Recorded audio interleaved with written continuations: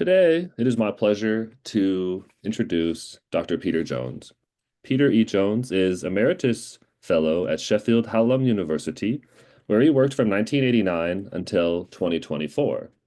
His research efforts have been divided between different but ultimately interconnected areas of interest in linguistics and communication theory, Marxist theory, and cultural historical psychology. Recent publications where these interconnections are addressed have appeared in Language Sciences, in an edited volume on cultural, historical, and critical psychology, as well as the Forum Linguistico. I will share these APA citations in the chat. Peter, the floor is all yours. Thank you, Ian, and hello, everybody. Thank you very much for the opportunity to do this.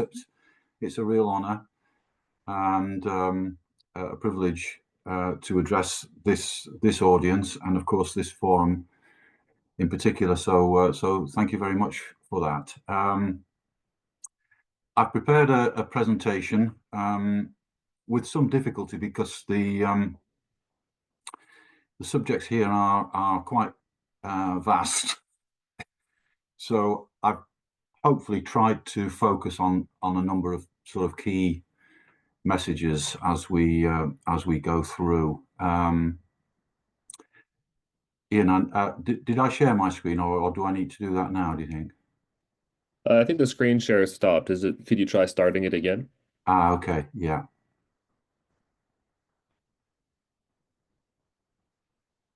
Is that working for you?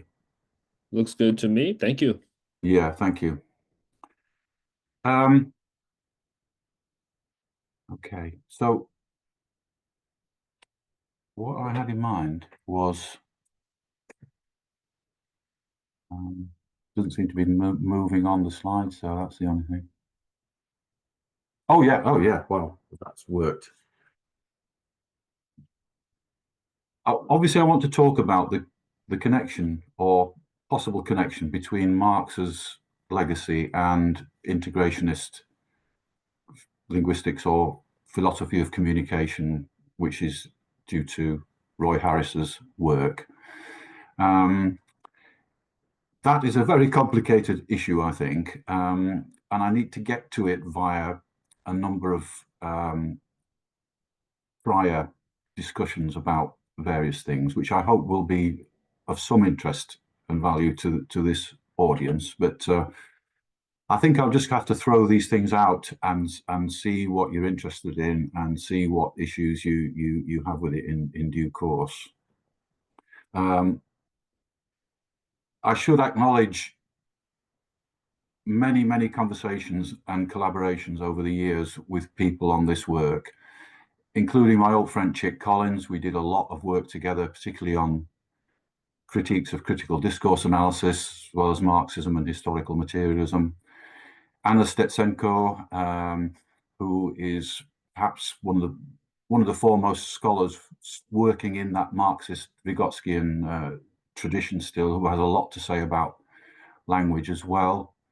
And Brazilian colleagues, Cissa Magalhães, Fernando Liberali, and many others in Brazil. We've done a lot of work together on some of these issues. So it's all a result of conversations and work with those people. I've tried to put some references to their work as well in the reference list, which I'll supply separately if that's okay. I don't think I've had time to integrate it into the PowerPoint slides, but I can provide that separately.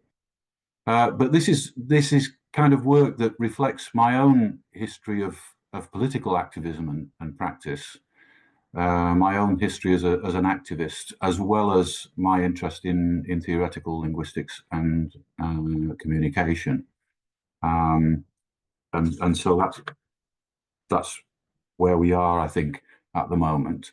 The connection between activism, political activism, and let's say linguistics, is an issue that I hope to touch on a bit later and see what you make of that.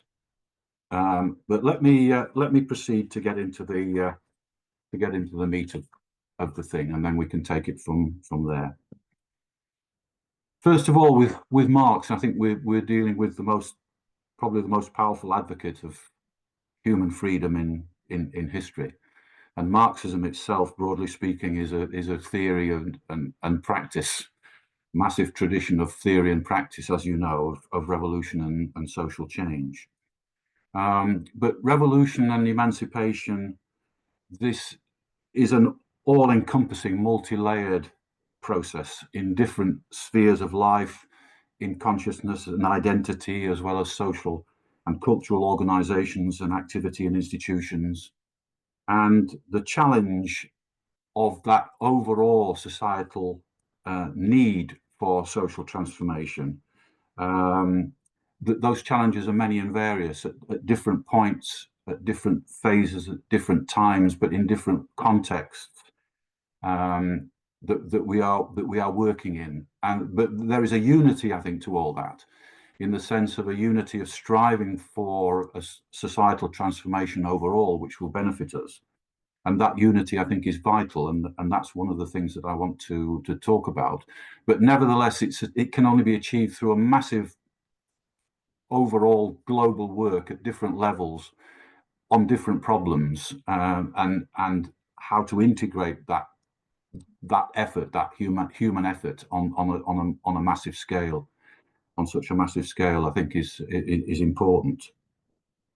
Of course, language and communicational processes are also therefore fundamental at all these different levels in the process, in all kinds of ways. I mean, obviously from obvious, you might say, more obvious things like prejudice, discrimination, deep-seated racism, inequality of all kinds. All language and communication are embedded and integral to all of those processes, as well as, however, what we might see as the more direct conflict of forces, including, of course, violence and military force. Language and communication are integral to all of these processes, not just to the sort of obvious ones that we see in examination of texts. I mean, at the moment, most of my activist existence is dedicated to the Palestinian cause, as you can imagine, with the genocide taking place in Gaza. And we know, I think, with the whole global solidarity movement for Palestine knows of the repression that takes place, even against the use of words, single words like genocide or collective punishment, the repression that follows those who try to talk about these things in public and to organize. So all of this is undoubtedly part of the struggle. And as I put it at one point, I think, so all of the movements for freedom and for emancipation are at once struggles for foundational economic, political, and social change, but at the same time necessarily struggles over language, about language, in language, and for language, which enables and promotes the consciousness and organization upon which such transformation depends. So the stakes are for those of us interested in language, the stakes are indeed very, very high. And I think it's important. It's an important question as to how to relate these issues of language and communication to these broader movements for social transformation over the across the world and their interconnection. Now,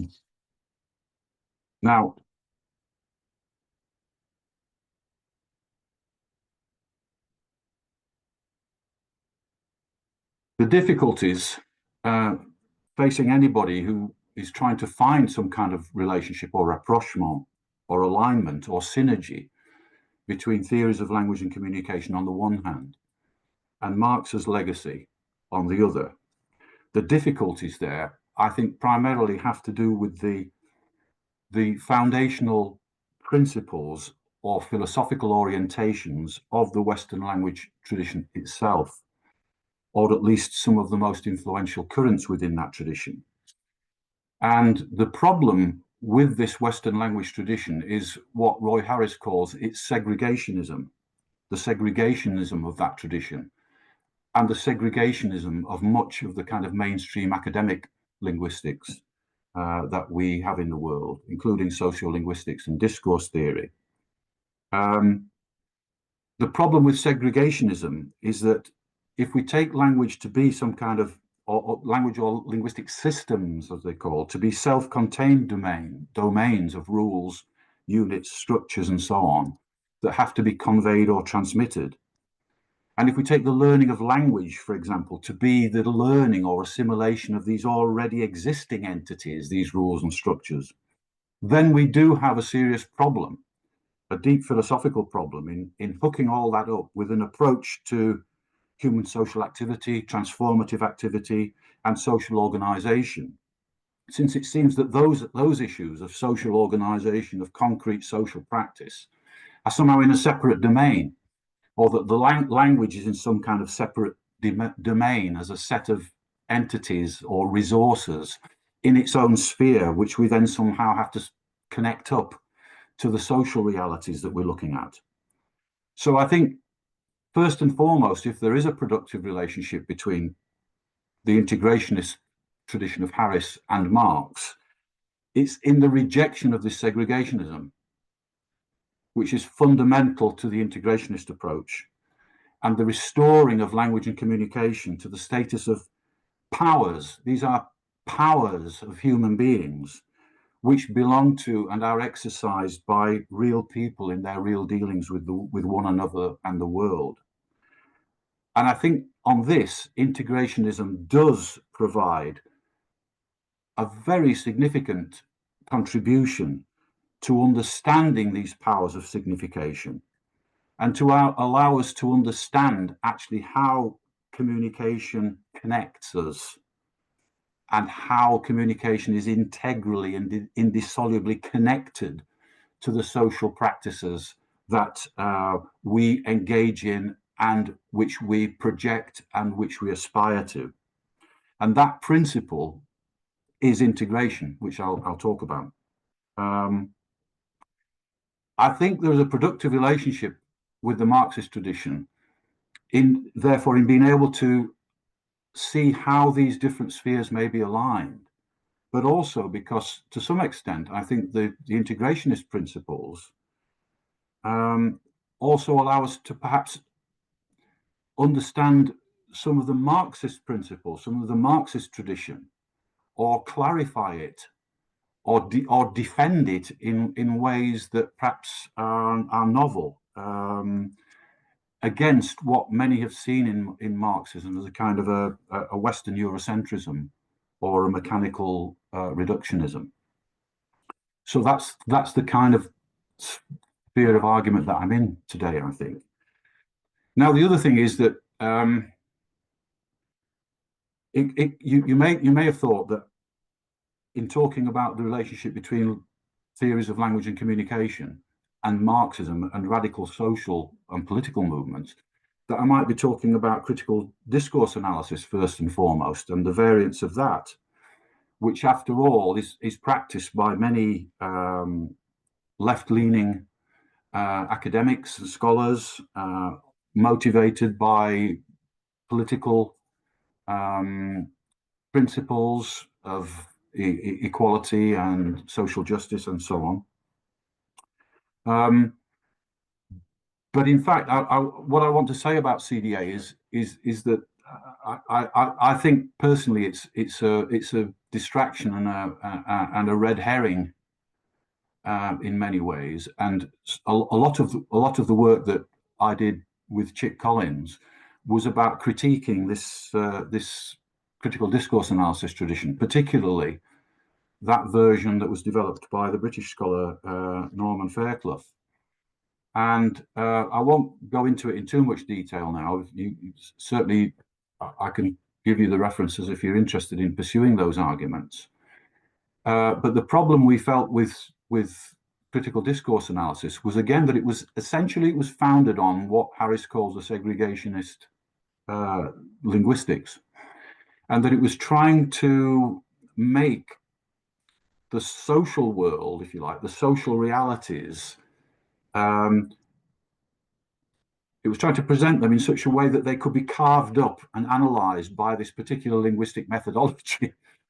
But in other words, make the kind of Western grammatical tradition relevant to the analysis of social process. And this, I think, is misguided. And I don't think that's the way to go with things. And I'll say a little bit more about what I think is a better way to go. So that's the kind of message that I've got for you for its worth. Let me just take forward a few slides and see where we go. Now, I wanted to start with just to acknowledge that, of course, I know that there are challenges to Marxism itself, and particularly from scholars and activists in the global South. And in fact, the book by Bamber and Homewood, 2021, I think is a very good example and a strongly argued one in that context. And what they say is, I've no idea what happened just just disappeared. Let's see if I can get that back, shall I? Oh, blimey, right, okay. See if I can get back to where I need to be.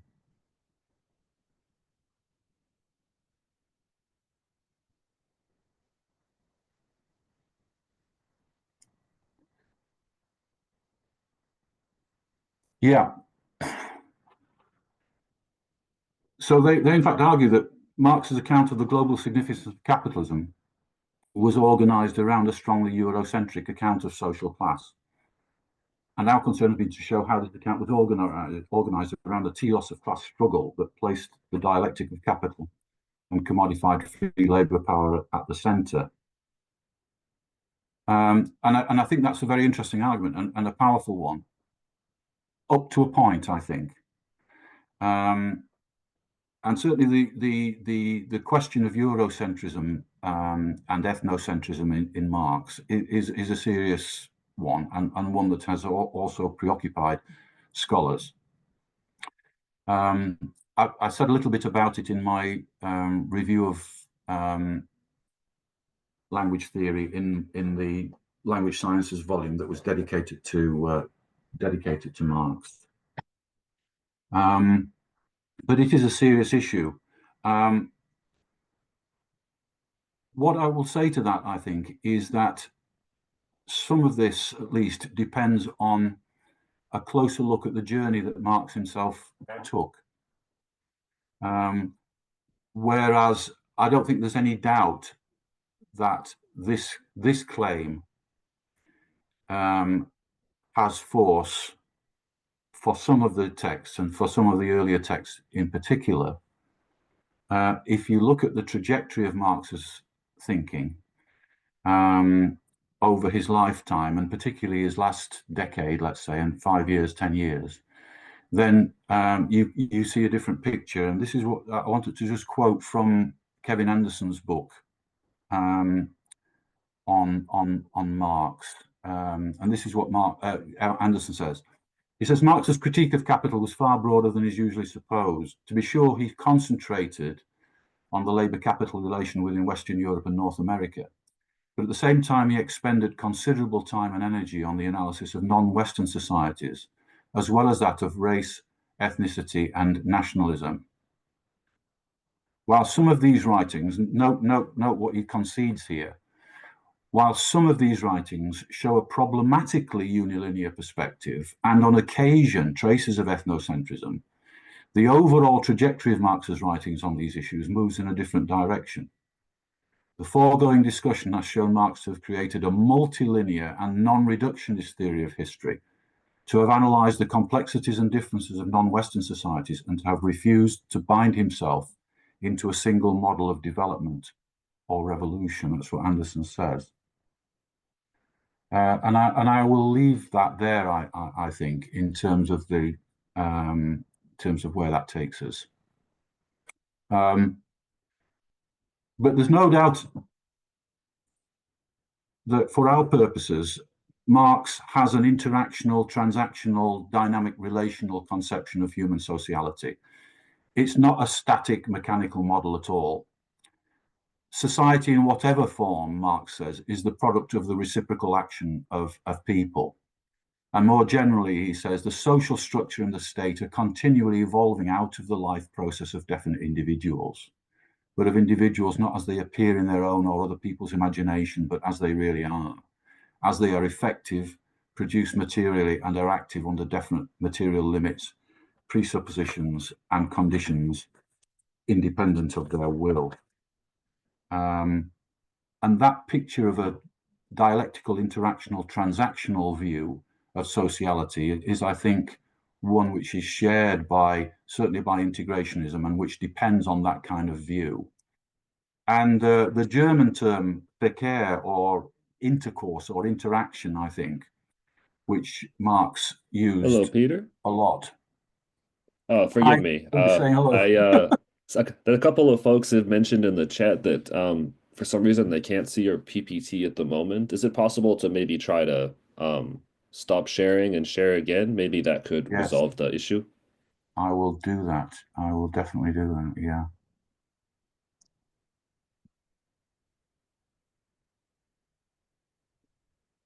How about that? Oh, yes, that seems better. Yes, thank you. Okay, great. Well, thanks for letting me know. Yeah. And this idea of Verkehr, I think, is an important one. It's not really been explored very much. But the work by Matelar on communicational history, I think, is interesting. But again, it's to stress that for Marx, what we refer to as social structures or forms of social organization, they are interactionally produced. They are constantly produced, and therefore constantly reproduced or challenged by individuals, active individuals in their relations, and their relations themselves are produced and reproduced and challenged and so on in that. And that view, I think, is an important one when we take into account a language or communication theory. That if we're to do justice to Marx's legacy in terms of a theory of language and communication, then it has to be this one. It has to mesh with his notion of Verkehr and his social and his dialectical and transactional understanding of social life generally. It has to be of a piece with that. And I think the integrational approach is.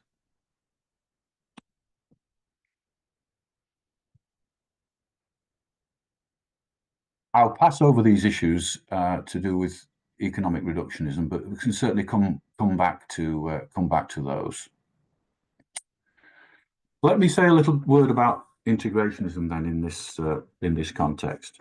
Integrationism is a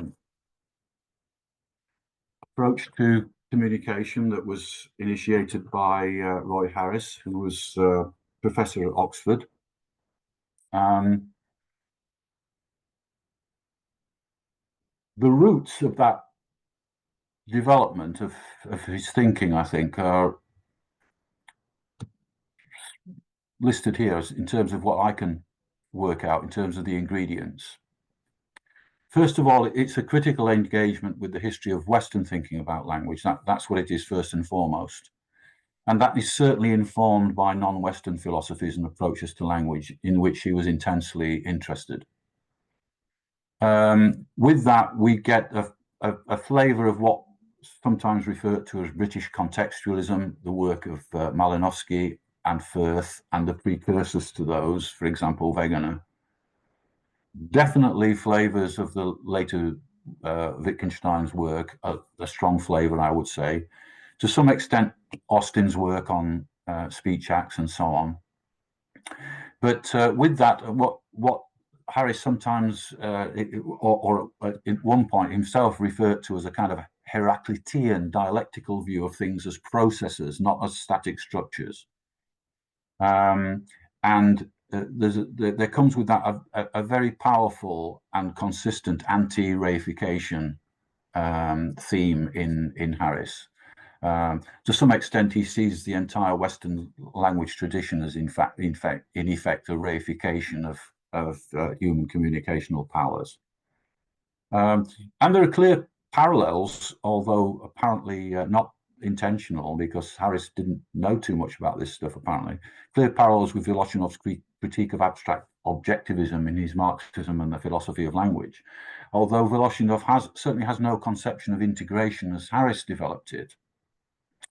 And at the same time, I would say that although Voloshinov's work is brilliant and it's great, I think he missed the point that Harris took up, which was that any theory of language, any approach to language, presupposes an approach to communication, and that you've got to do work on that notion of communication as well, the kind of communicational theory that you have, which I'll come back to in a sec.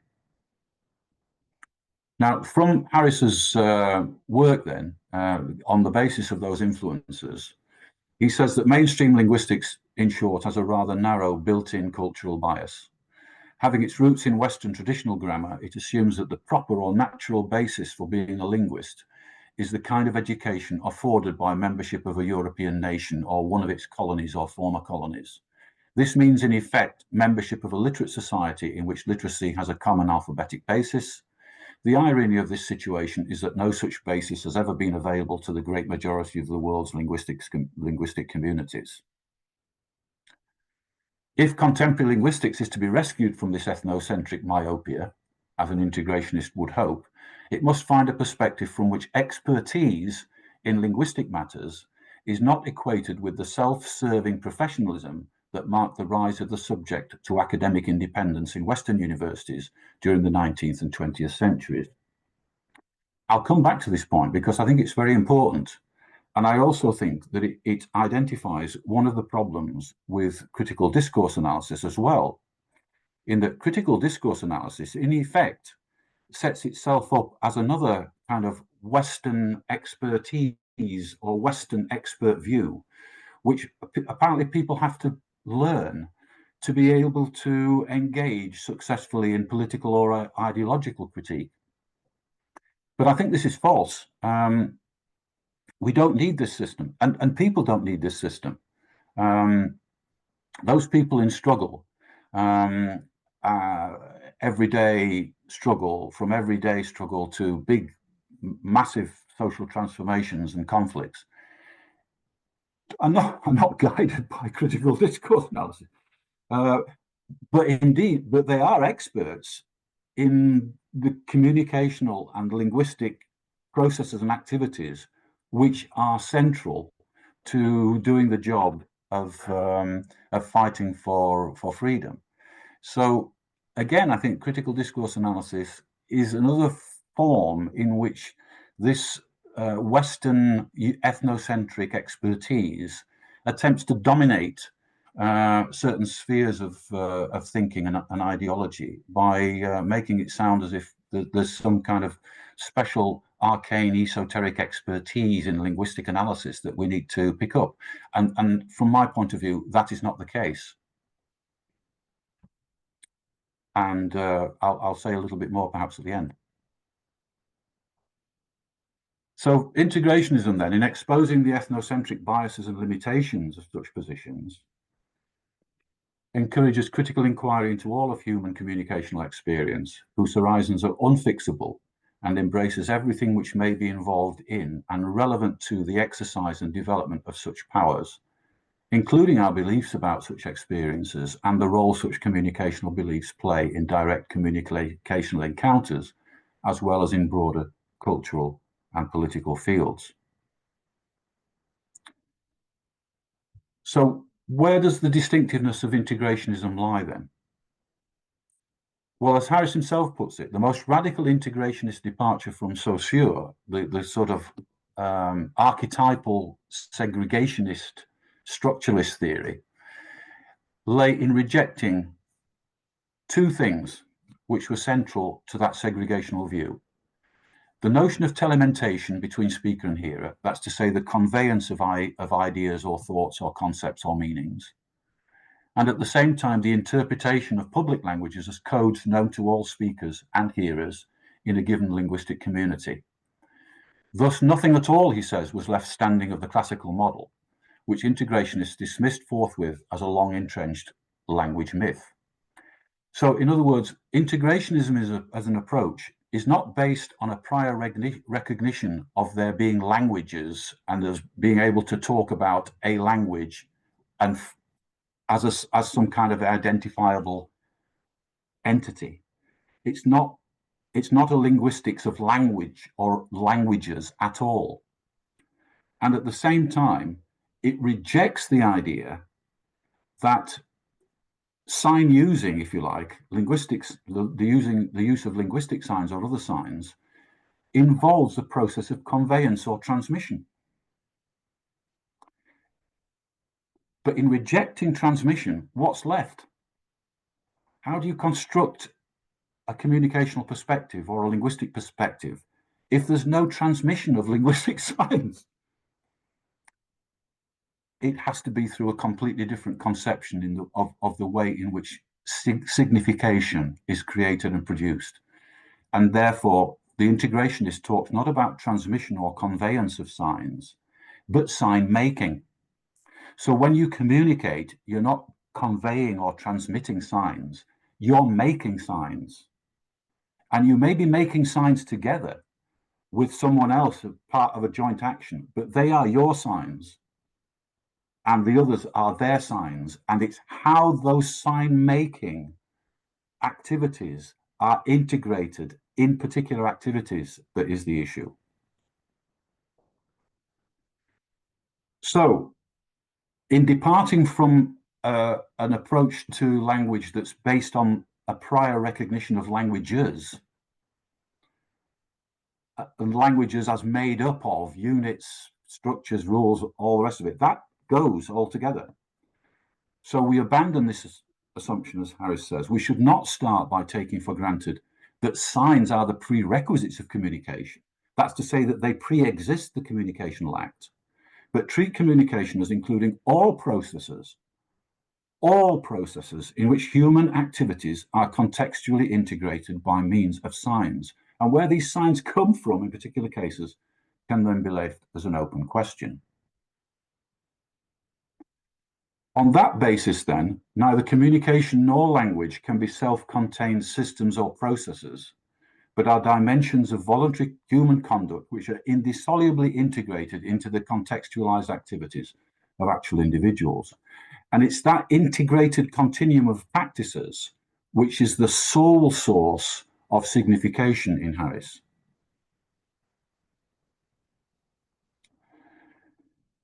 There are far-reaching implications for this view, as you can imagine. And one in particular is the rejection, along with the rejection of kind of universals of language or linguistic structure, which are based on segregationist thinking, is the rejection of any kind of universal rationality, particularly rationalities which are based on a segregational linguistic framework. For Harris, he says, Western Eurocentric conceptions of rationality are segregationally logocentric. They're based on the word, the spoken word or the written word, firmly rooted in particular types of literacy practice and literate awareness, and reflecting the assumptions of literate culture more widely. Such language-based conceptions of reason impede our appreciation of the integration of linguistic activity into individual and social activity, including intellectual activity, thereby promoting a profound and unresolved dualism of thought and action within our dominant philosophical traditions. So there can be no universal rationality and no segregated linguistic rationality, because the rationalities that we speak of, these are intrinsic to the practices that we carry out and which we develop. They're not circumscribed and they're not defined in terms of relationships between words, either or word meanings in that sense at all. So in other words, for the integrationist, communication is a continuum of creative activities. many of which don't involve what we normally call language or communication at all. But it's a continuum of creative activities in human practice. It's time-bound, he says, but open-ended. Within it, participants strive to coordinate their own actions and objectives with those of others as best they may, given the resources available in the particular circumstances obtaining.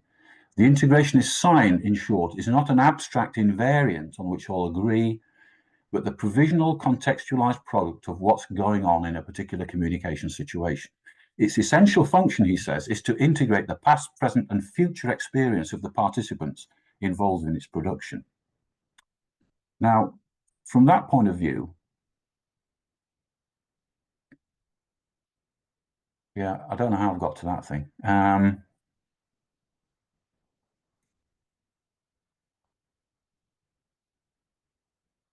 What does Harris mean by a sign then? If it's not a fixed, if we don't have a fixed inventory of signs, if signs aren't part of a sort of a resource that we have available, if they're made, how are they made? Well, he says that a sign is any observable feature or complex of features which, by virtue of its integrational function, plays some role in our diverse but continuous practices of making sense. In other words, anything can be a sign or be significant or have a value if it is brought into or plays some role in the activities that we're engaged in. Taken as example, navigation or orientation. Here we often depend on what we call landmarks or some kind of signs in the environment. But the nature of an object as a landmark, being a landmark, is entirely relative to the journey making itself, to the wayfaring itself. Something becomes a landmark as we're on the journey. It's not, being a landmark is not a value that somehow adheres to the object, a mountain or a tree or a building. This is how we create signs. We create signs by making things have a value by being brought into or integrated into our practices. This is the basic idea of integrationism. And from that point of view, let me get on to this. There's no objectivity to the sign as a sign.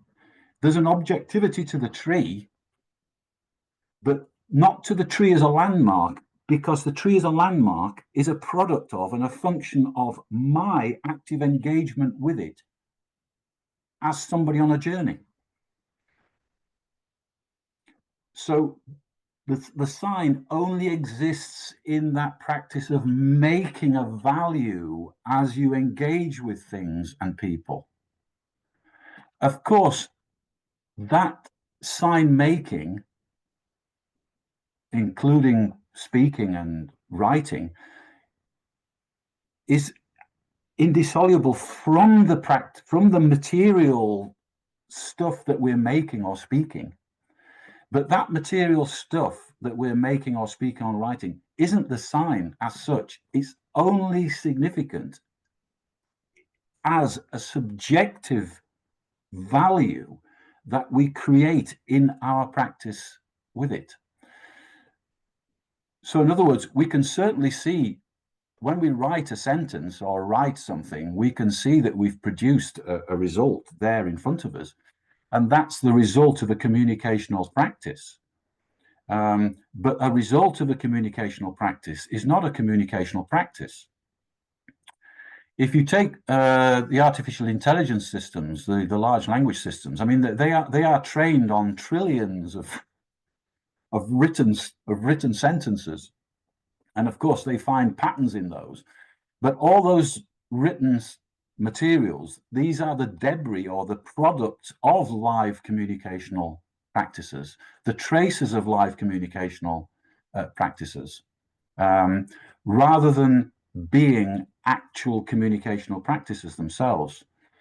And that goes together with the integrationist view that signs can't be transmitted. They can't be transmitted because they're created in the communicational act itself as we engage with things and with people and integrate those into our practice. Now, I know my time is almost up, so let me cut to the very end with what I think is maybe a useful notion in some way. We talked about the relationship between communication and language and Marx, but how do we make that connection? It's not by developing a new discipline or a new approach or framework to linguistic theory, like critical discourse analysis. That, in my view, is the wrong way to go about it. People in struggle, the last thing they need is to be told to look at a checklist of linguistic items or learn something about Western grammatic from the Western grammar books. They're already immersed in the critical communicational activities that are central to what they are doing. So we need, in Harris's terms, to understand this as a lay-oriented activity. And if we wanted to contribute to that, I think in the academic sphere, it would not be by erecting a new kind of framework of analysis, but of providing a forum in which those people throughout the world who are already engaged by dint of their involvement in active social transformation and critique, by allowing a forum in which people could share their own lessons and insights into how to fight, how to contest the communicational landscape that they're in, how to develop the kind of communicational practices and forms of organization which take things forward, not about learning sets of linguistic features, but of sharing information about the creative and critical ways in which they've been able to illuminate, to clarify, and take forward the struggles that they are already in. And all of us can learn from that. All of us can learn from that. And that, I think, is probably the best way, I think, in which an integrationist approach might contribute to this. Not by saying everybody's got to go away and read Harris and all the rest of it, although, I'm not saying you shouldn't. But learning from one another of what it's like to be in an active struggle and the communicational resources and so on that we create in those struggles, and that we can share and learn from one another. Thank you very much. I will stop there.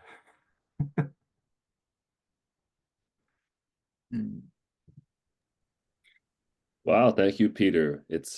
You left us with so much to think about.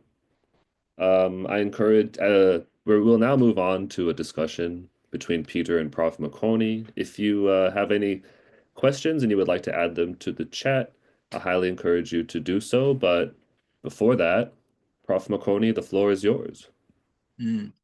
Peter, thank you very much. I want you to help me clarify a couple of issues. The first one is the argument here that the linguistics that you envision should be one that is grounded in issues about social and political struggles. Is that the broader argument? Yes. Right. Okay. Now, if that is the case, let me come closer to you then. From your experiences recently with the Palestinian issue, the issues in Gaza, etc., what are the surprising things that you have learned which are positive about integrationism? from your engagement. Yeah, nice one. Nice one. The positive things. Well, let me start with some positive things, and then Then we maybe can move on to connect them with integrationism at all. Oh, okay. The positive thing, the most positive thing I've learned, living in the UK, where the entire UK establishment, political institutions, media institutions, cultural institutions, are in effect complicit in the genocide, largely, but not only because of Britain's historic responsibility for the fate of the Palestinians. So the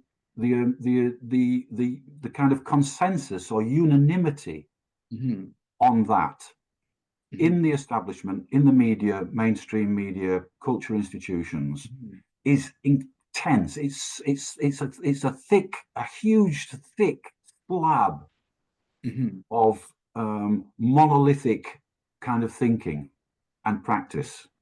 But the majority of people in the UK support Palestine. They support the Palestinians. We've had millions and millions of people involved on the streets and in universities all over the country since the October the 7th events, and the level of understanding of the Palestinian cause and the dedication of enormous numbers of activists it's inspirational. And I know this is not just in the UK, but in North America as well, and all over the world. Where are they getting that? They're not getting it from the mainstream. They're not getting it from school. They're not getting it, certainly not getting it from the bloody universities. They're not getting it from their leading cultural institutions. They're not getting it from the political leaders. Where are they getting it from? Where are they getting that understanding from? This is positive to me. This is the most optimistic, most optimistic thing.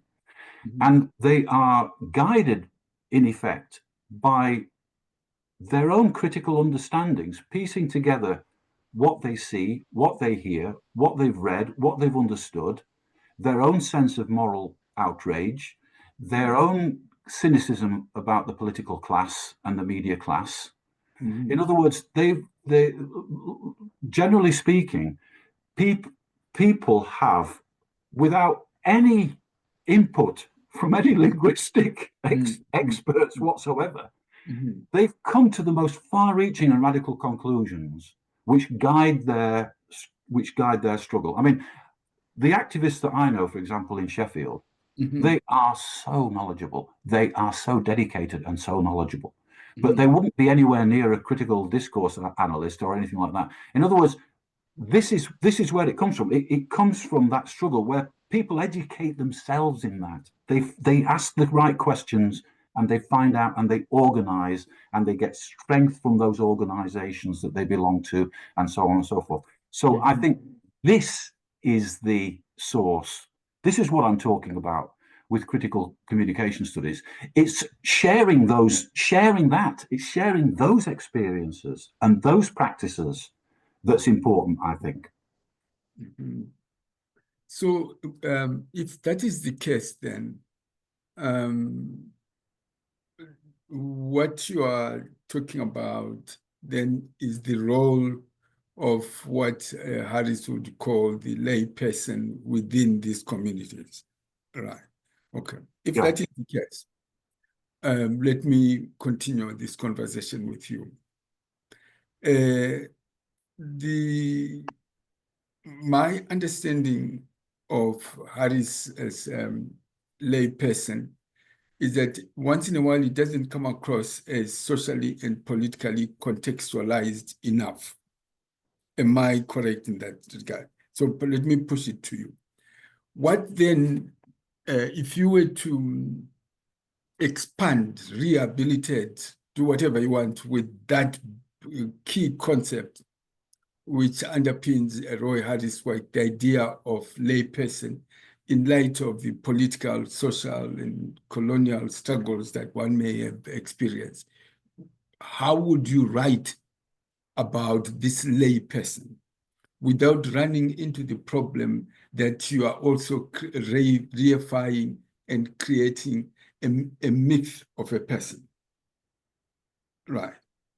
Do you see what I'm saying? What I'm trying to say is that the layperson is important, but somebody can push back and say the idea of a layperson is in itself a myth that integrationism has created. So I'm trying to put it to you, how do you rehabilitate the idea of a layperson so that the layperson is flesh and blood within the framework of integrationism? Yeah. I mean, I don't particularly put too much store by this notion of layperson. I wouldn't even attempt that. Okay. But I think all I would say is that what I was saying was in the context of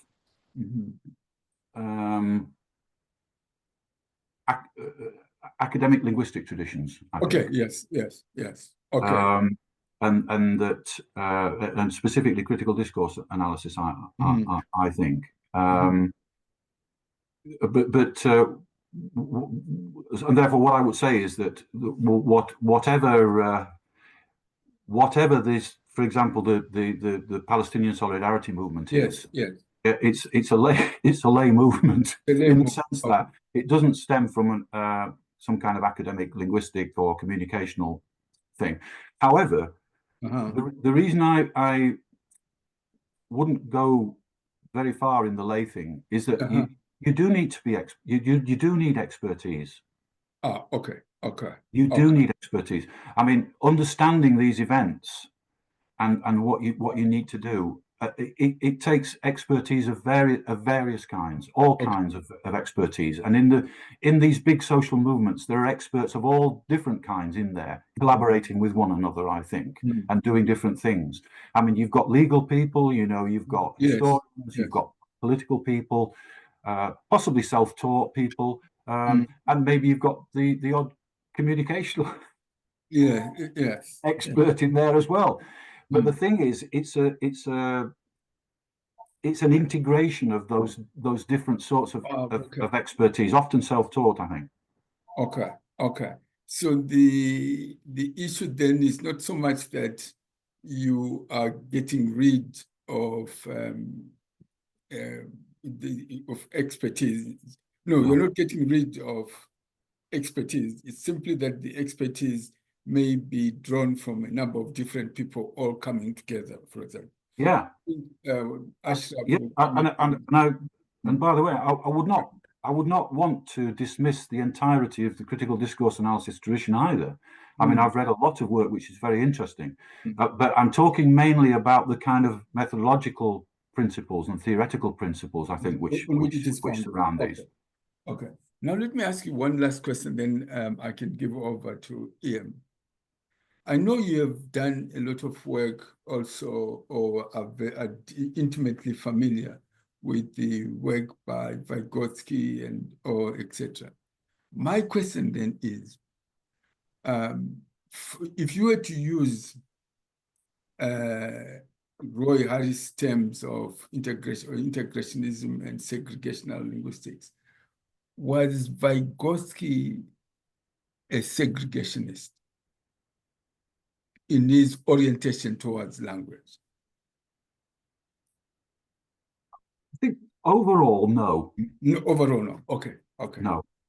Okay. Overall, no, because first of all, it's embedded in a particular approach to the development of social psychological activities and behavior. So from the standpoint, any kind of approach to language that he develops whatever its problems, it's integrated into this understanding of the development of people, Okay. social Okay. individuals. Yeah. Okay. Okay. Now the last question, then I'll hand over. If I buy this argument completely. I arrived at this whole idea of language is a myth, but coming from colonial linguistics. Yeah. The issue then is, if language then is a myth, how then do you write dictionaries? How do you get involved in language policy and planning, and how do you teach language? That's the sort of dilemma that I had to address in my own life. I completely agree with you. Language is a myth. That I arrived at that before reading Harris. Yeah. And when I read Harris, it even convinced me more that the challenge, for example, in African linguistics and all that, is that it accepts as valid what it should never believe in. Right. What it should never believe in. Then the problem is the conceptualization of language. But then what I get caught up in, which I want your assistance in, is this. Can I then continue to be interested in discussions, let's say, about language policy and planning, language teaching, if language is a myth? Mm-hmm. How do I get around this? How do you get around that? Yeah. How do I get around this?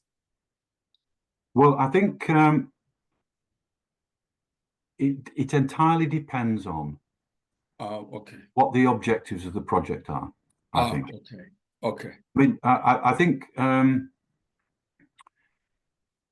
any project, any activity has a set of communicational methodologies and goals. And I think it's in relationship to what you're actually trying to achieve. Okay. I mean, even how we refer to, how we refer to varieties of, let's say, varieties of language. Let's call them varieties for the purpose of argument. Yeah. How we refer to them obviously is a communicational issue. Yes. We can't help but refer to them in some way. Okay. But I see that as a tactical communicational strategy. It's not some commitment to ontological belief about something else. No. Yeah. It's just a provisional. You're okay with that? You're okay with that? Yeah, I'm okay with that. Okay. Ian, can I hand over to you? I know there are a number of people who would like to jump in and ask a lot of questions here. Yeah. Yes, thank you, Prof. Marconi. I guess to start, we have Jim Lantoff with his hand up, looking like he's sitting in a beautifully wood-paneled sauna. Jim, what's going on? I am sitting in my attic, actually. Hi, Jim. Peter, hello. How are you? Good to see you again. Yeah, and you. How you doing? Great. So I put a comment in the chat about a book that might be interesting to people by Rossi Lundy. I don't know if you're familiar with his work, who tries to bring together language and Marxism. But his view of language is very similar to Harris's. That is, he's arguing against language the way it's been defined as, by Chomsky, Saussure, Bloomfield, but as a more of an integrationist view of language, although it sort of precedes somewhat Harris's view. But my question is for Marconi, actually. When you say that language is a myth, are you saying that communication is a myth?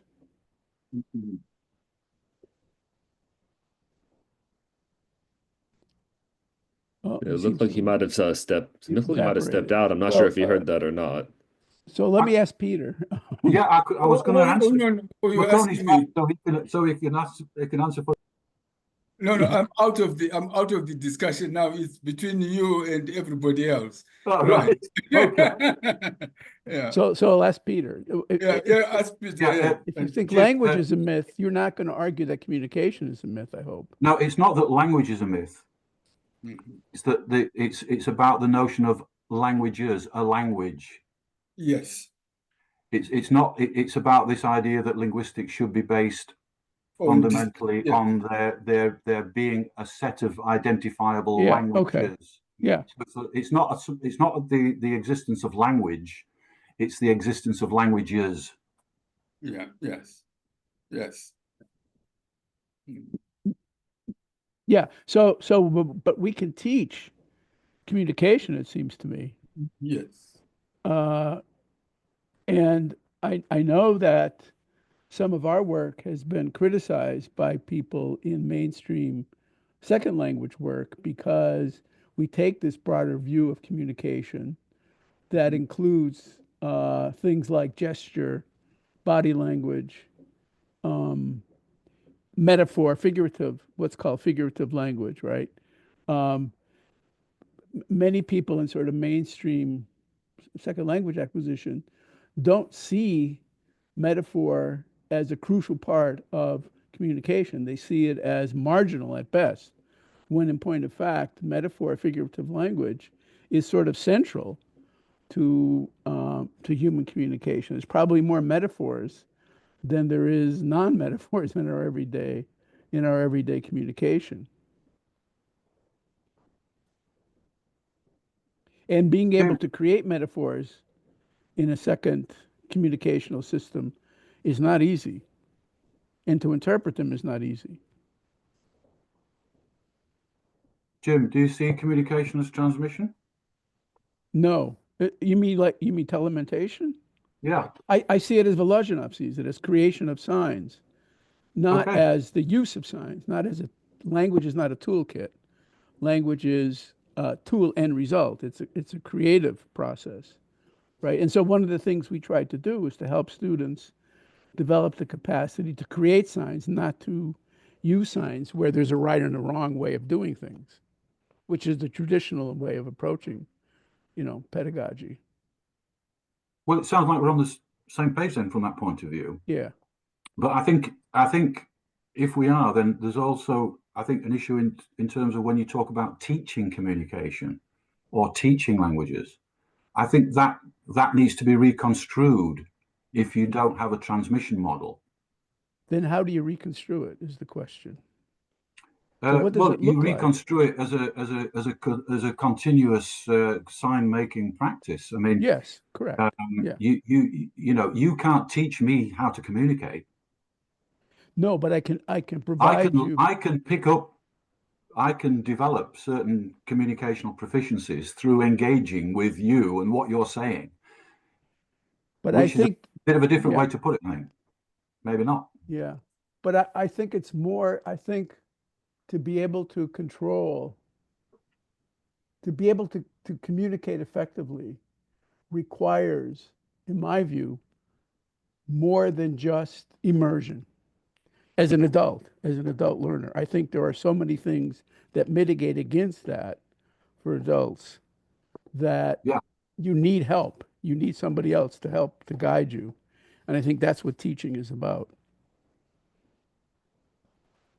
Yeah, I had a little go at talking about this at one point in a paper where I was talking about my own experience of learning how to play the saxophone. Mm-hmm. And the way in which I relied on various sort of written tutor books, even to put my fingers on the keys and so on and so forth. Yeah. And I tried to sort of reconceptualize it from an integrationist point of view. I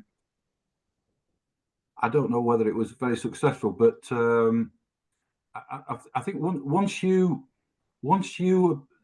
abandon this transmission thing and conveying and transmission, then maybe it does. And I'm not decrying at all the role of the adult teacher in this, but maybe it still is need to be reconceptualized, that what's going on in there. I don't know. Mm-hmm. Anyway. Yeah. I mean, the first thing, I don't want to take up more time, but the first thing you need to do is disabuse students because they're in an academic setting, they're used to having right and wrong answers. And you need to disabuse them that, 1 and 1 is not 2 Yeah. in language. 1 and 1 can be Sure. 3, it can be 4, it can be whatever. And that's a hard thing to do, let me tell you. Yeah. So, But I mean, in a sense, those are also assumptions and problems which arise from the orthodox institutional context, aren't they? Yeah. Yeah. And you That get, you need as soon as people step into a classroom yes. with a teacher, because that relationship is very familiar to them, all sorts of expectations and, in effect, all sorts of incapacities are on show. That you wouldn't have in your, at home, but as soon as you walk into a classroom, you feel inferior, don't you? You know what I mean? It's like all sorts of stuff happens in that, and so I respect what you're saying about the teacher having to disabuse the students of various things, but in a way, you're fighting a very difficult battle against a massive legacy of expectation, aren't you? Well, against their history. Yeah, exactly. As learners. Yeah. I mean, but nobody acts so ineffectively as somebody in a classroom, Okay, thank you. Thank you, Jim. Good to see you. Yeah, thank you so much, Jim. Cecile posted in the chat another one of Peter's more recent, not less recent articles in the methodological critique of critical discourse analysis. Cecile, did you have anything to sort of to contribute alongside that, or was it more just sharing a resource? No, it was more along sharing the resource, but I would love Peter to elaborate on his critique of critical discourse analysis to see if we align or not. I just want, before that, I just wanted to tell you that in the journal I'm co-editing with Alfonso Del Pecho, Language, Culture and Communication, which is very politically oriented. And it's quite interesting to see that most of the time people understand as politically oriented linguistic as critical discourse analysis, which is for me very apolitical in many ways. Just want to bring that up. Thanks. Yes, absolutely. No, I agree. Well, as I said in the talk, the problem with CDA for us was its adherence to what was a traditional linguistic framework, in effect, or a segregationist framework.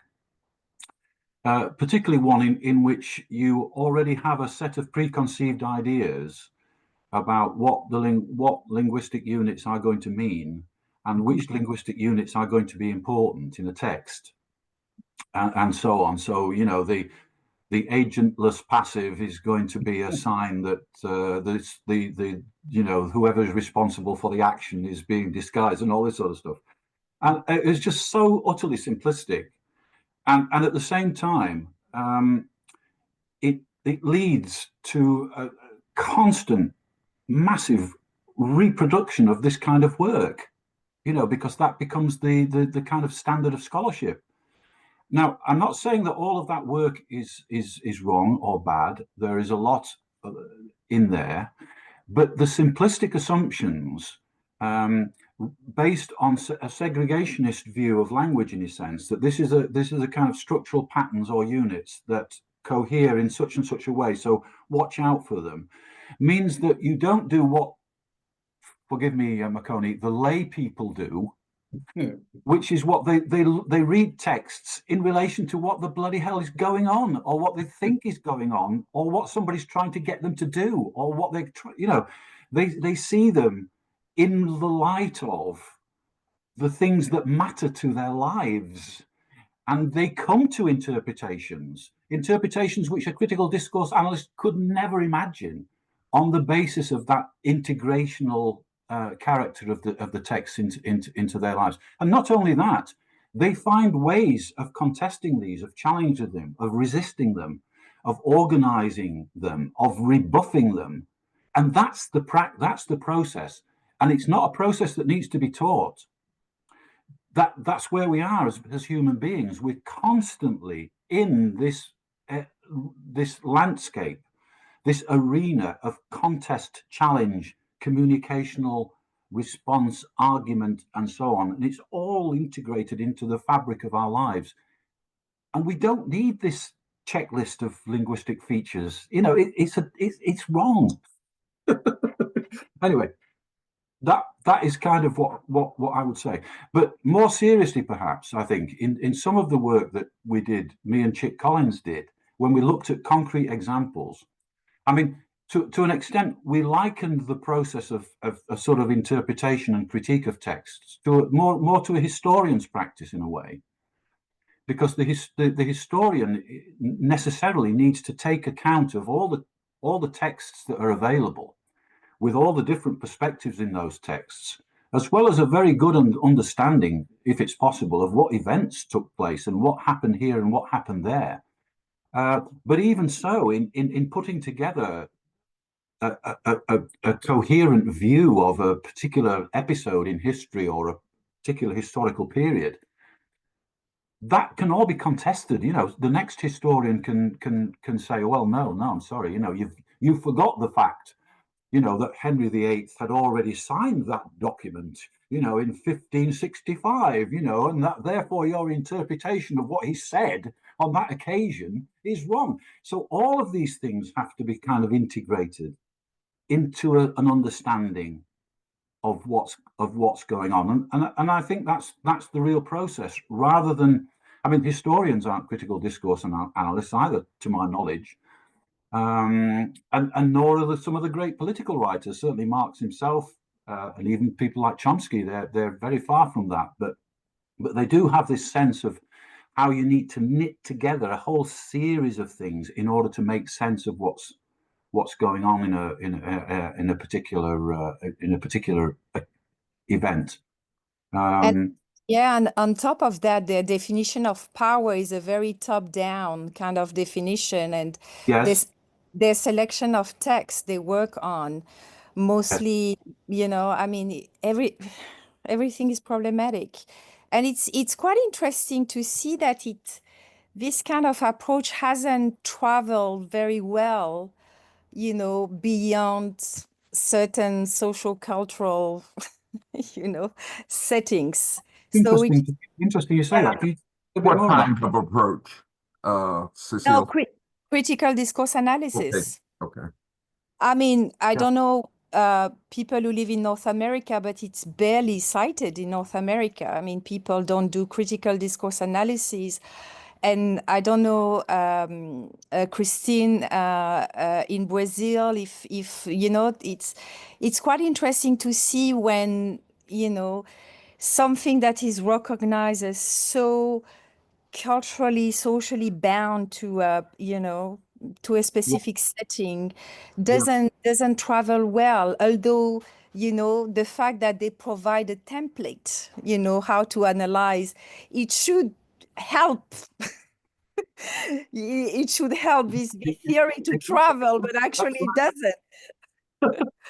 Yeah, but that's the thing. I mean, like you say, it's a template. I mean, it's Yeah, like, it's a template. here's yeah, and certainly in the UK, I mean, that's been very useful, because when people are doing research and their PhDs, it's useful to say, well, I'm going to use this framework, you know, and they've got a nice framework there of analysis that they can. So Yeah. this sort of thing just reproduces itself over and over. Mm. Thank you for that. Thank you for the comment there. Salut Coco, I see that your hand is up, but first I just wanted to address Ashraf in the chat, because he asked whether or not Fairclaw's version of CDA is still segregationist. Sounds like Peter was speaking to that a lot. Ashraf, did you have any follow-up to that? Yeah, just raise the second question, please. Yeah. Okay. The second question he asked was, don't you think Harris's project is still modernist by being largely silent on the relation of Western modernity and colonialism?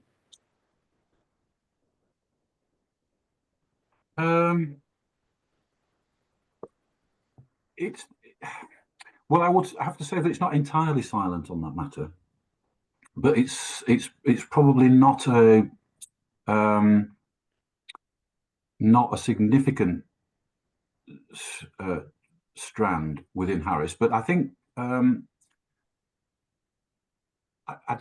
that's not a matter of principle, I think, but more of a pragmatic one. I mean, Harris's target was the dominant ideology of the West, of the dominant ideologies of the West, and exposing their ethnocentricity and limitations.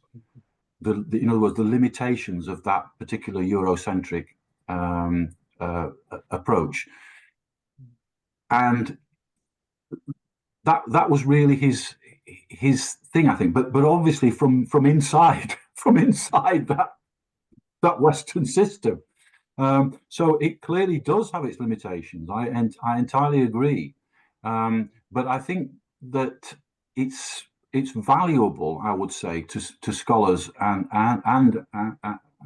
others from the global South and those involved in the anti-colonial and decolonial struggles, precisely because it's such a trenchant critique of the Western language myth and the ideologies which that promotes and which it rests on. So I take your point entirely, and there is a massive work to be done there, I think, in developing the side of things that you've outlined, and in learning from and hope and ideally collaborating with scholars who can see those limitations and who can who will be prepared to collaborate and work to see what we can do to transcend integrationism as a modernist in its modernist dimensions. I think that would be a very interesting piece of work, I think, to do.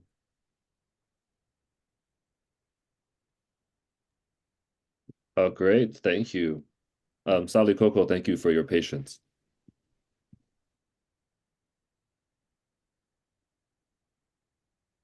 Oh, you're still muted.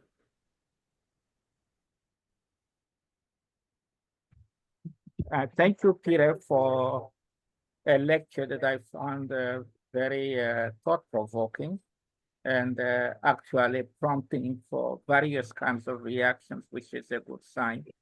I'd like to engage you in a brief conversation. Yeah. And I'll start with what you were saying, reporting from Karl Marx about communication. And according to you, what analogizes it with the German word Verkehr is with V, right? Yeah. Verkehr with V, okay. I didn't know the meaning, and I just Googled, and the meaning is traffic. Yes, traffic, yeah. Fundamental meaning. And I find that very insightful, especially because he also used the term commerce to characterize the exchange of ideas, feelings, emotions in communication. So that sounds very good, because that's basically what we do. And in order to accomplish that exchange of ideas or feelings or whatever, we use all sorts of means. And in that context, I can I find very palatable the position of the integrationist position. But what is not clear to me, according to what I heard you say, is whether that integrationist position applies to Harris's critique of language or applies to communication. Can you answer that question for me? Yeah, thank you. First of all, let me say I agree with you entirely about this concept of Verkehr, which is a very, very interesting thing indeed, I think, and requires more work. I think it's a very fruitful idea, because it encapsulates the entirety of, in effect, of the social world and these different kinds of traffic or commerce that we engage in and develop. In terms of Harris's work, yes, it was about ideas about language and communication in the Western tradition. Yeah, but language and communication. Sorry. His main insight, I think, would be that all ideas about language actually presuppose a particular models of communication. Okay. And so it's the models of it's the model of communication that you need to get to. You need to really target that to see what it is. Because if it's if it's any version of a transmission or a conveyance model or this kind of thing, we've got problems. You know, this is the sort of thing. Okay. Now let me react to that from a language evolution perspective. Okay. In evolutionary linguistics, it's critical to make that distinction between communication and language. And we assume, it's not everybody, but I do, that communication is anterior evolutionarily to language, because communication is pervasive in nature. And communication, we can recognize it among animals that don't have language. And what distinguishes us from other animals is that we added to those anterior forms of communication without rejecting them another mechanism for communication, and that is what we call language. You know, hence the claim that language is what distinguishes us from other animals. I don't buy it. It's the mind, the human mind, that distinguishes us from other animals. But be that as it may, if things are this way, then language should not be conflated with communication, because language makes communication possible, and language complements other modes of communication that we were endowed with as animals, along with other animals. And when we communicate, we use different kinds of resources.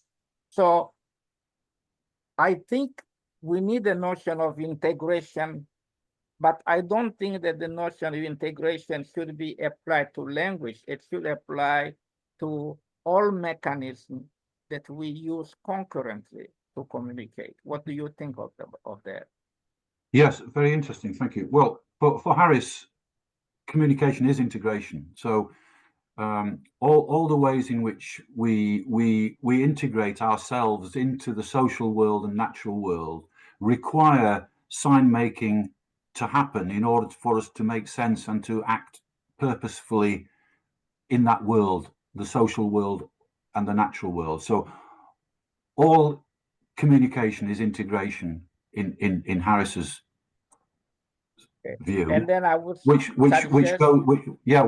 in other words, those communicational integrational proficiencies may not involve language at all. Although at the same time, what we call linguistic communication, which after all is communication, it can't not be communication, because it's still integration of various kinds. So linguistic communication must be rooted in the communicational infrastructure in which the communicating beings, people, are living. I mean, I personally think that it's I wouldn't call language a mechanism.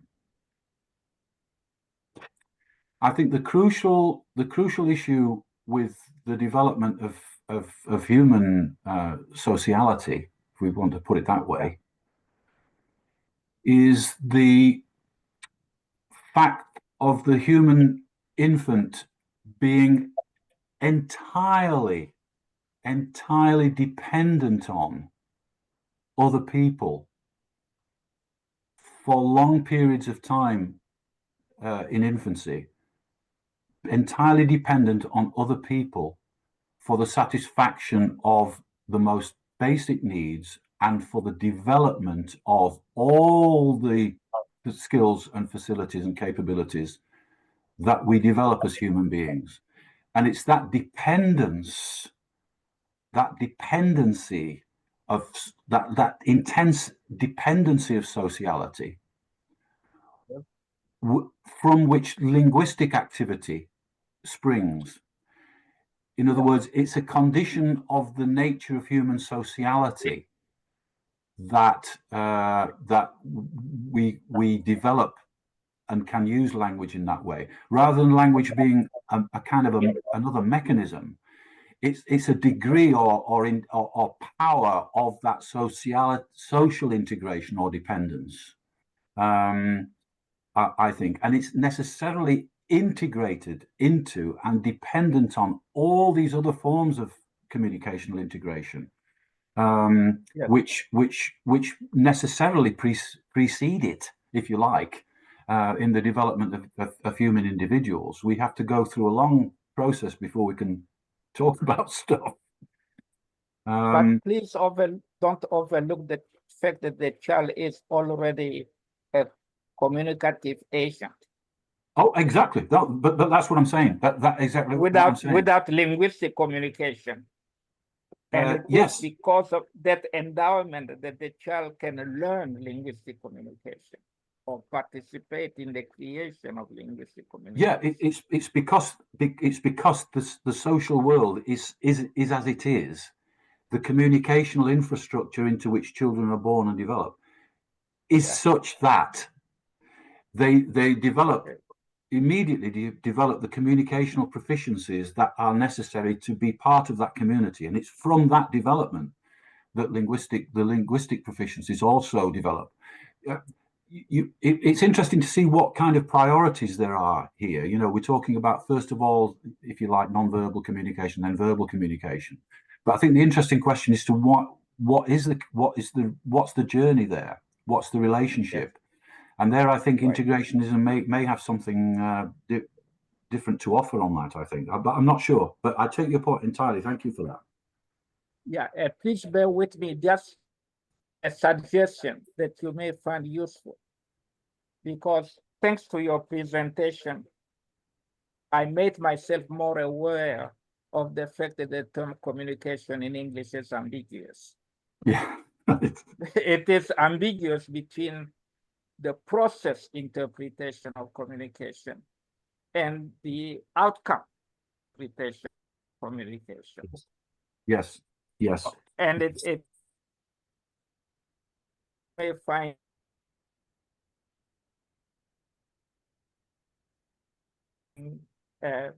developing the thesis that communication is integrative, must be integrative, as we theorize on it. Yeah. Thank you very much. Yeah. Yeah, no, that's right. I mean, in a way, you see, what Marx is talking about with economic processes, these are all communication processes. And so, in other words, from a communicational perspective, you can look at Marx's analysis of, let's say, value, exchange value, commodity, money. These are all communication processes. And in fact, Marx himself talks about them as such. The fetishism of commodities is a fetishism of communicational product over process, in effect. And so I think there's a lot in there where there are possible synergies to be looked at in that, I think. Anyway, but thank you so much for that. Thank you so much. Thank you. Yeah, thank you so much. Actually, Sally Coco's point about communication and humans, and particularly young humans, actually makes for a nice segue to Christine Severo's question, and then I'll return to you, Arthur. Because Christine asks, how can we address integrationism's humanism in light of critiques of anthropocentrism? Is integrationism anthropocentric? If so, does it echo the classical Greco-Roman human language-based concept of reason? Christine, thank you. Yeah, thank you for giving me a really difficult question as well. Thank you. Anthropocentric, probably. Certainly, Adrian Pablet has argued as much, in as far as it's concerned, not exclusively, but almost exclusively with human beings and their predicament, communicational and otherwise. But I'm not sure to what extent it is guilty of the sins that you suggest. I'm not sure, because Harris always puts the emphasis on responsibility, and that we human beings are making a real mess of things, and we need to take responsibility for that. We need to take responsibility for our part, for what is our doing in this world. Part of that is to impose preconceptions and assumptions from the Western elites onto other peoples, but it's also about putting our assumptions and prejudices onto the animal world as well. So he's well aware of that problem. But I think you may say it's anthropocentrism, but I tend to think that it's about what we humans are responsible for. It's about not evading the responsibility that people have as members of the whole global community of people, animals, and animal life. What responsibility we have for the horrible mess that we've helped to create, and what responsibility we have for trying to put it right. And I think we do have a responsibility for that. Human beings have a very particular responsibility to try and change things that are in our power to change. So I would put it that way. Right. So I'm not sure really whether that counts as anthropocentrism. I think it's more about, it's not about an intellectual or cultural dominance or elitism, but about assuming responsibility for all the crap that we've produced and trying to do something about it. Yeah, absolutely. Thank you so much. Arthur. Okay, thanks a lot, Peter, for that very engrossing talk. You've taken an approach in your talk that's, for me, more holistic than what we usually get. So it's as though you have directly or indirectly called up all the questions on all of our minds about what's going on in our research on language and communication. So thanks very much for that. Thank you. You're welcome. It's probably from talking to you, Arthur, in Penn State, probably. Yeah. And the interventions are also incredibly thought-provoking. The short ones, the long ones, all of them. I am just repeatedly overwhelmed every Friday by the brilliance of all the participants in this forum. But anyway, I want to step back and say some things and do what I can to clarify some things. One has to do with what is the discipline of linguistics doing, and how has it been doing it? And I think, well, I know we have to take an historical approach to the study of language to see what's going on in the research arena as it relates to what's going on in life, in social interaction. There's a second thing before I go on to the next, is that I notice that there's a lot of subdisciplinary chauvinism in the study of language, as in the study of other things.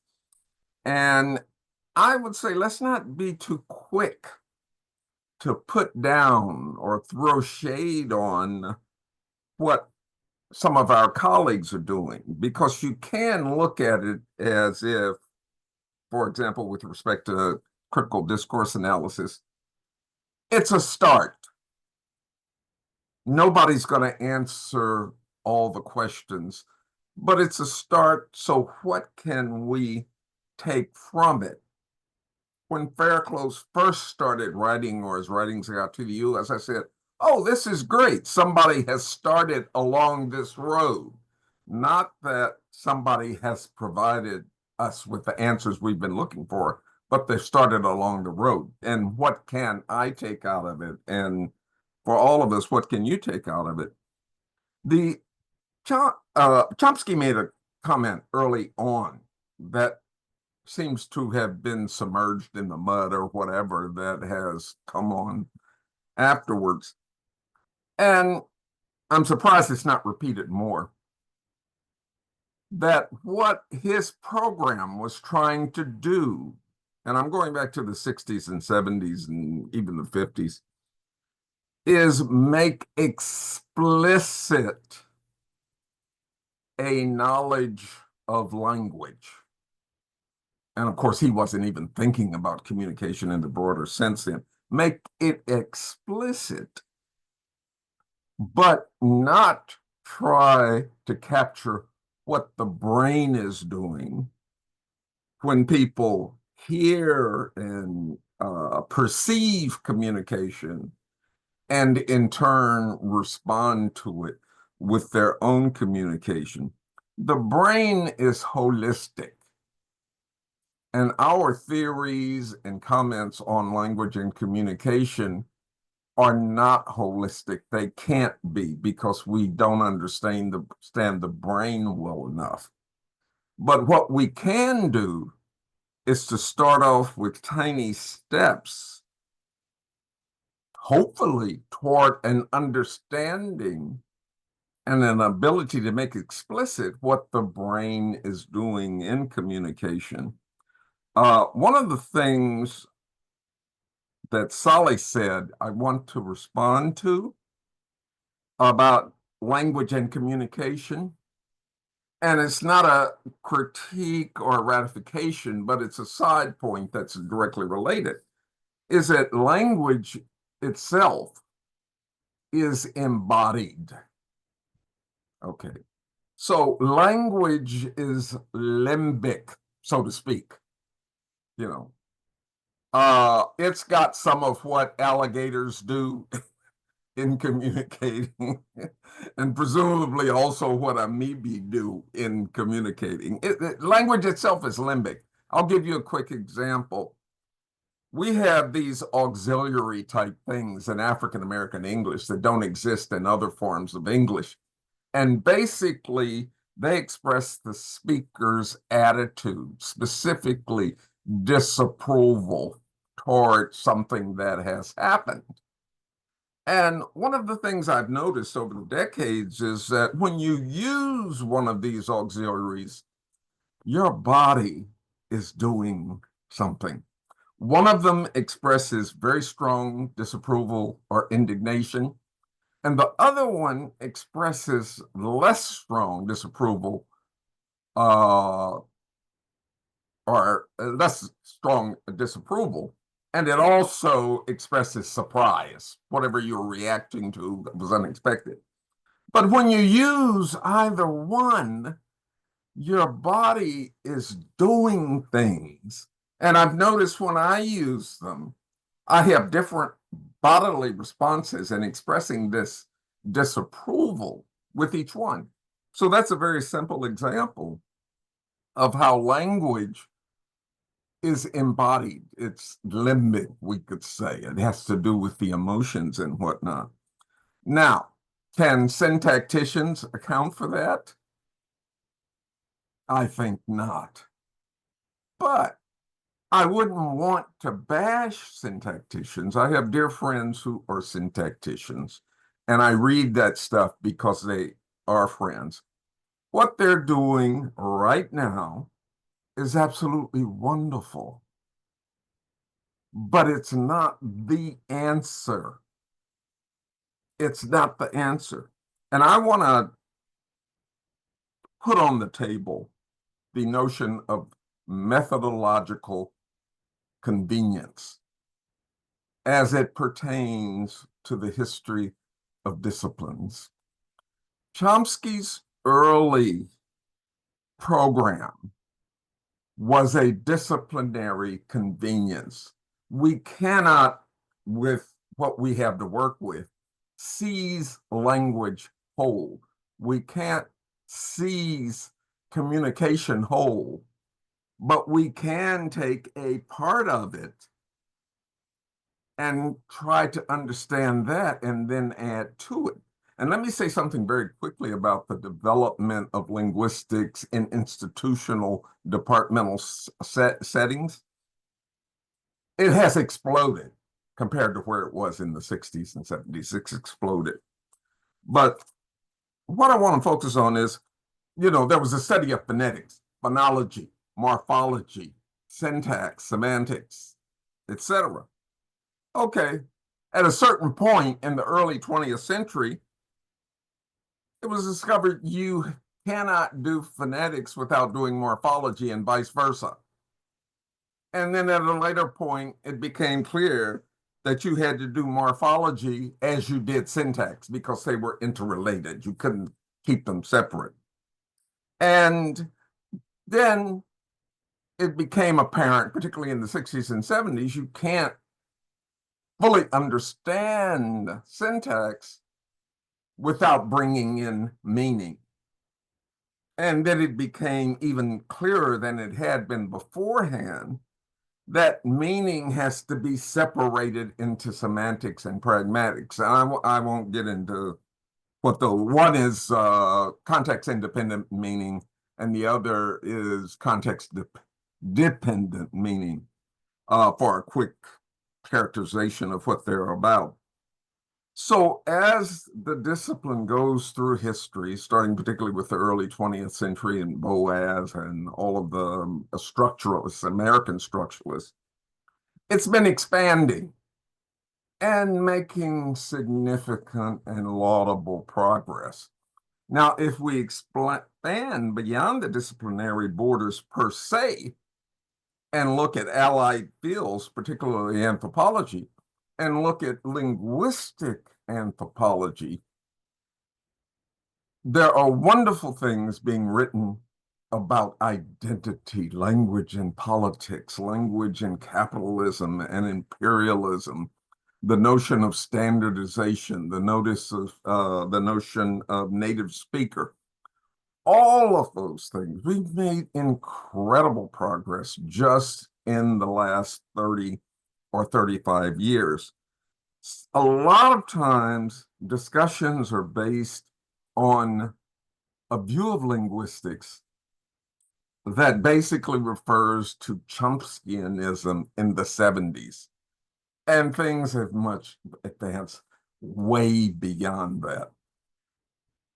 What we can do now is not explain what's going on in the brain, but we can make explicit what all of these units and processes are in receiving and producing language and communication. And of course, ultimately, you cannot draw a line.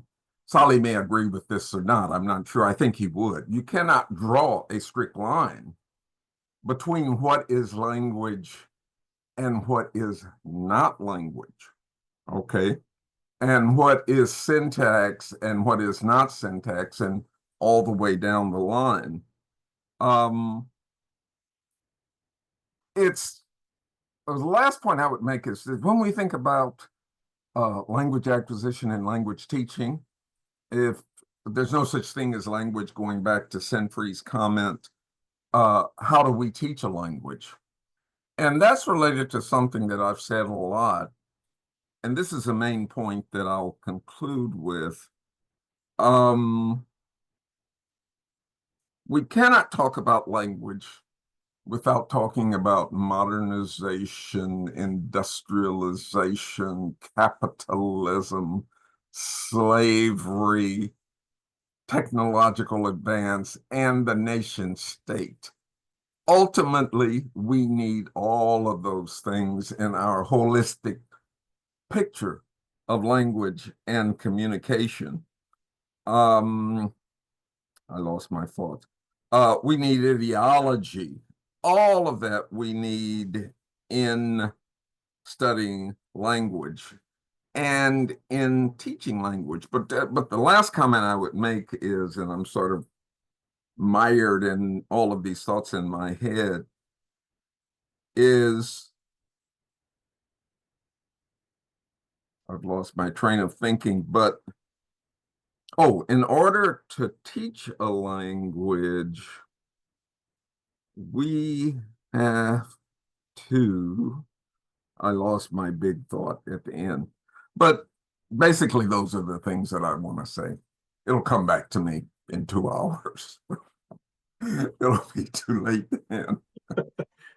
I know the feeling. I know the feeling. But anyway, just say whatever comes to mind.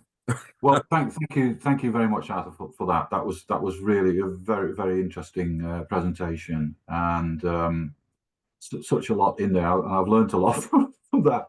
I admire your generosity of spirit, I think, in relation to CDA and your understanding of the way that these paradigms develop, often from rather modest beginnings, and I think there's a lot of truth in that, in terms of tolerance of the development of these, and perhaps I've not always been so tolerant as I should have been, and also the fact that the field has developed so massively, partly as a result of the so-called Chomskyan revolution, obviously, and in many ways as a reaction to it, as much as a development of it, as a reaction to it. The anthropological tradition is, I think, very important, and this is definitely one of the strands of within Harris's thinking. It's certainly an anthropological tradition in language study. You know, I mentioned Malinowski, for example. Certainly that strong tradition of anthropological work, in which could never really begin from segregationist principles, in terms of understanding the ways of life of a community, because it's clear that the way of life of a community involves and integrates all these actions, whether we want to call them language communication or practical activity or work or play or whatever. It was clear from much of the work in those traditions that you needed a holistic perspective on all of these, and I think that certainly is an influence in integrationism. But many thanks for those comments, and thanks for being here today. And thank you. Yes, thank you so much for that, Arthur. It was very insightful.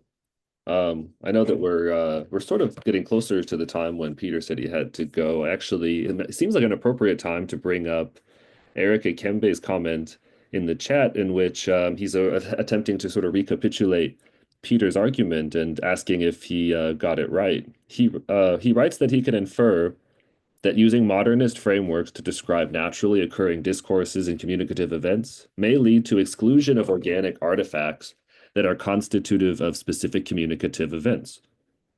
He's understood that some characteristic features of communicative events may contain layers of non-predictability, which may invite a non-modernist research approach. And he's just asking if he's understanding you correctly, Peter. I think that thank you, Eric. Yeah, I think that's a very interesting and important strand of this thinking. I mean, certainly for Harris, the Western language tradition was a verbalist tradition. It was logocentric. It took language and mainly written language as the kind of ideal existence and target and subject for not only thinking about language and communication generally, but also for rationality. So you had a whole logocentric universe of philosophy and language study and ideology and so on that was based in this tradition. And so the expanding out of understandings of communication beyond the logocentric sphere to understand the communicational processes and activities involved in all our dealings with the world, its objects, it's the natural environment, with everybody else. That expansion of the communicational universe beyond the logocentric is definitely part of that sort of an anti-modernist and anti-Eurocentric trend within integrationism. And I think we're on the same page with that. Thank you.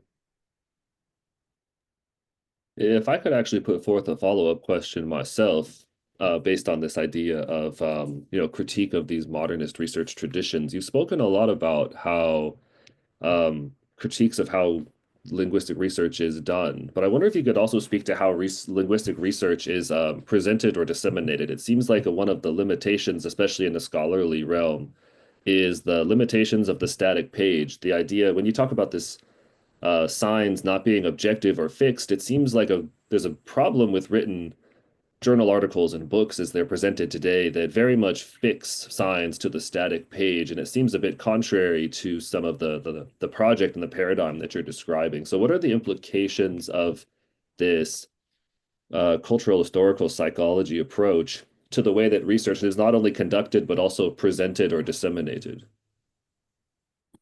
That is a very, very good question, Ian, and I don't even think I've got the beginnings of a good answer to that.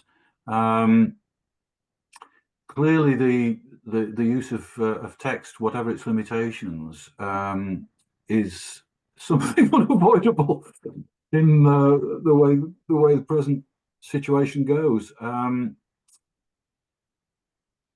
think from the integrationist point of view, I can't speak of the cultural historical practice here, but I mean, with Harris's work, certainly he's very, very keen to expand the discussion of communication beyond the verbal, so that a lot of his works, for example, will include artistic artifacts, fine art, or other objects, or other kind of objects from different sort of spheres of communicational creativity, in order to try and to break the hold of the verbalism which he sees as endemic.